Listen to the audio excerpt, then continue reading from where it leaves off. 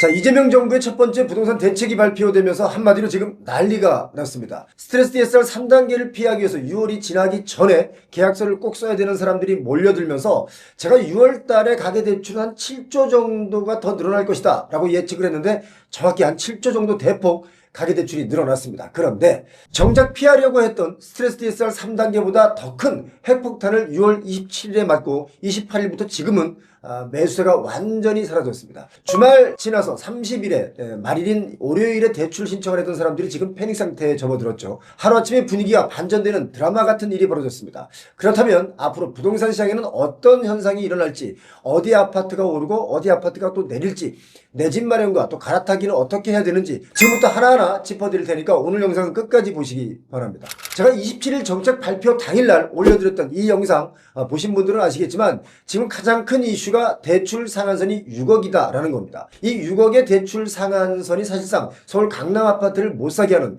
무리한 대출로 펌핑되는 것을 방지하는 최소한의 금액이다 라고 저는 봅니다. 이재명 정부의 첫 번째 대책이 분명한 효과는 뛰는 강남권과 한강라인들의 집값이 조금 하락할 겁니다. 왜냐? 빚내는 게 아니면 이렇게까지 집값이 뛸 수 없기 때문이죠. 아마도 크게 두 가지가 줄어들 겁니다. 첫 번째, 가계대출이 전반적으로 줄어들 것입니다. 두 번째, 투기나 갭 투자가 줄어들 겁니다. 가계대출이 전반적으로 조금 줄어들면 내년부터는 경기가 좀 더 좋아질 수 있습니다. 내수 경기가 좋아지면 경제 성장률도 어느 정도 올라가죠. 지금까지 수출은 어느 정도 받침이 됐는데 내수가 완전히 얼어붙으면서 경제 성장률 전망치도 상당히 어두웠습니다. 갭투기나 과도한 대출로 집을 사는 일들이 결국 아파트 값을 전체적으로 끌어올려서 빚의 규모가 자꾸 커져만 가기 때문에 우리 경제의 발목을 딱 잡고 있던 게 바로 이 아파트 대출이었는데 이게 단숨에 딱 멈췄다라고 보시면 됩니다. 지금 가장 비상이 걸린 분들이 아마도 전세를 끼고 주택, 갭 투자를 했던 분들, 그리고 앞으로 서울과 수도권에 분양 받으시려던 분들이 좀 걱정이 많을 것 같습니다. 다만 한 가지 아직 불분명한 것은 금융당국에서 전세를 끼고 주택을 구매한 분들이 추후 전세 입자를 내보내고 실거주를 위해서 대출받을 때 이게 규제 대상인지 아닌지 아직 분명하게 정해진 게 없습니다. 금융당국에서 아직 확정을 못했기 때문이죠. 특히 분양가 상한제, 분상제를 적용받아서 입주를 마친 단지들이 어떻게 될까 지금 아주 관심이 많죠. 예를 들면 올림픽파크 포레온입니다.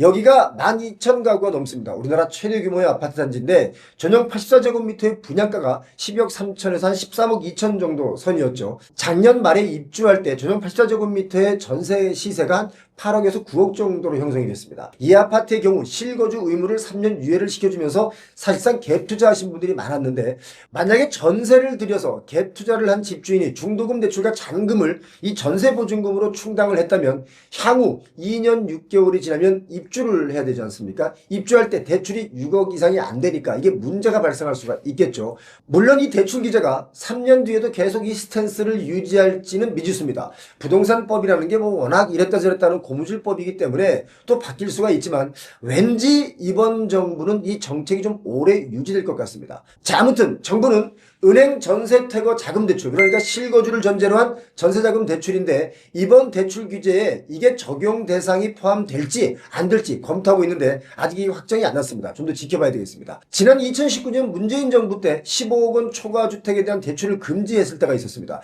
그때 제도 시행 이전에 계약한 주택은 전세 퇴거 자금 대출은 규제 대상이 아니었기 때문에 큰 문제가 없이 지나갔는데 이번에는 이게 논란이 일어나고 있죠. 아마도 결론은 6월 28일 이전의 계약건들은 예외일 가능성이 매우 높습니다. 지금 갭 투자로 전세를 끼고 아파트를 구매한 분들이 정말 많죠. 그 중에서 강남권에 전세를 낀 경우는 6억까지 대출을 해주기 때문에 이분들 모두가 부도입니다. 왜냐?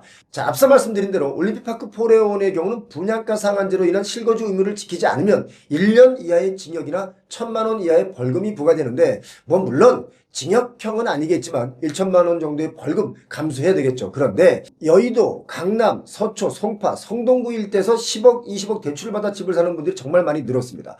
20억짜리 집은 10억 대출, 30억짜리 집은 20억 대출, 심지어 40억짜리 집은 30억 대출도 있습니다. 이 정도로 대출을 많이 받아서 사시는 분들에게 제가 물어봤습니다. 왜 이 정도 대출을 받고 집을 삽니까? 라고 물으니까 곧 100억 간다 라고 대답을 합니다.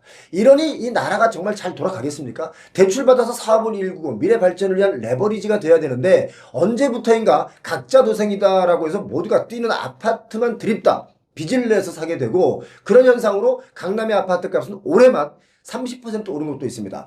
토지거래 허가제를 해제하고 재지정하는 이 과정에서 지난 몇 개월 동안 30%, 심지어 10억, 12억 이렇게까지 오른 것도 있습니다. 이게 정말 나라 망조 아니겠습니까? 저는 이번 부동산 대책이 이런 것을 좀 잠재웠다라고 평가합니다. 자, 그럼 서민들, 중산층은 집 사지 말라는 것이냐, 돈 있는 사람만 집을 사라는 거냐라는 기사들이 지금 쏟아지고 있는데, 대출을 풀어서 마구마구 아파트를 사게 하면 결국 아파트값만 더 올라서 빚만 잔뜩 늘어나게 되고요. 더 많은 빚을 져야만 아파트를 살 수 있기 때문에 이게 언젠가는 이 버블이 터집니다. 터지기 직전에 나름 막은 대책이 나왔다라고 저는 개인적으로 해석합니다. 부동산 버블 터지면요, 우리가 순식간에 일본처럼 될 수 있습니다. 제가 이 부분을 항상 염려했는데, 대출 규제가 길어지면 이 버블은 조금이나마 잠재울 수 있겠다라는 희망을 좀 가져봅니다. 제가 주말에 무료 부동산 콘서트를 했는데 거기 오신 분이 제게 물었습니다. 인천 송도에 집을 샀는데 아파트 값이 하락해서 너무너무 속상하다라고 하시는 겁니다. 그래서 제가 이번 정부의 첫 번째 대책이 좀 시간이 지나면 송도 아파트 값을 좀 끌어올리게 될 겁니다 라고 말씀을 드렸습니다. 왜냐? 송도 809 쪽의 아파트 값이 지금 6억에서 한 7억 정도 하는 곳인데요. 여기는 이번 정부의 대출 규제와는 전혀 관계없는 곳입니다. 이런 곳의 아파트 가격은 살짝 오를 수가 있죠. 수원, 영통, 광교, 하남시, 김포 이런 위성도시들의 아파트 거래들도 조금 늘어날 겁니다. 자, 서울 쏠림, 강남 쏠림이 줄어들고 수도권의 중저가 아파트들이 거래가 늘어나면서 가격은 살짝 오를 수가 있고요. 앞으로 제가 예상하는 건 이제 곧 공급 이야기가 나올 겁니다. 신도시 개발은 안 한다. 이 얘기가 이미 발표가 됐기 때문에 공급을 늘리는 방법은 재건축입니다. 그래서 재건축의 속도가 좀 더 빨라질 것이고, 이것저것 절차를 최소화하고, 그리고 소셜 믹스를 좀 강하게 반영하는 그런 정책들이 나올 수 있습니다. 그리고 문재인 정부 때처럼 이것저것 다 했는데 안 먹힌다 라고 하면 분명한 건 결국은 세금이 과하게 오를 수 있다라고 저는 봅니다. 이번 정부는 지난 문재인 정부의 부동산 실패를 거울 삼아서 실패를 하지 않으려고 하는 초강수를 두고 있습니다. 지금 6억 대출의 상한선은 제가 볼 땐 서울 아파트 평균가의 한 50% 수준이라고 보는데, 지금 서울 아파트가 원래 2024년까지 한 12억 5천 선이 평균 값이었습니다. 그런데 토지거래 허가제를 풀어주고 다시 묶는 이 과정에서 아주 많이 뛰었습니다. 그래서 지금 대략 평균가가 한 13억 5천까지도 올라왔습니다. 그렇기 때문에 이것저것 따지고 보면 6억 대출만 받아도 수도권의 웬만한 아파트는 다 살 수 있는 그런 대출입니다. 결국 뭐냐? 과도한 집값 버블을 일으키는 강남권 집값 잡으려는 의도와 또 그런 효과로 주식시장으로의 투자 전환을 유도하는 정책이다라고 저는 해석했습니다. 코스피 5천 시대를 열려면 부동산의 과도한 빚을 줄여야 가능하다라고 저는 보기 때문에 이런 예측을 해봅니다. 자, 이런 부분을 잘 간파하셔서 부동산 시장을 보시길 바랍니다. 이제 급변했습니다. 부동산 시장이 완전히 변했습니다. 지금 이 정책이 과연 얼마나 유지될지, 얼마나 길게 갈지, 이게 또 관건인데요. 이제부터 또 다른 전망들을 제가 하나하나 여러분께 알려드리겠습니다. 오늘 영상 끝까지 보신 여러분 부자 되시기 바랍니다. 고맙습니다.